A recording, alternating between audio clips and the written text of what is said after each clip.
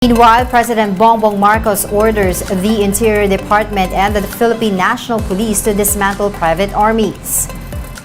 The chief executive gave the instruction as he condemned the killing of Negros Oriental Governor Roel Degamo. The president said the crime was, quote, unacceptable and cannot go unpunished. Convinced that the assassination was politically motivated, Marcos Jr. asked the DILG and PNP to identify hotspots and take private armies apart.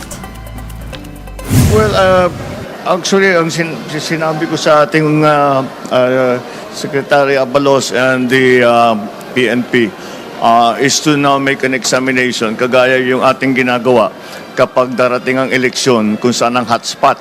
Ang usual naman talaga na dapat gawin diyan ay hanapin yung illegal firearms. Basta walang illegal, basta makakaunti ang illegal firearms, kakaunti yung ganyang klaseng krimen. Yan yung mga private army na ganyan, kailangan talagang dismantle lahat yan. Meanwhile, the Justice Department says 2 of the 3 suspects in the killing of Degamo are willing to cooperate with authorities. The DOJ is considering placing the 2 under the Witness Protection Program.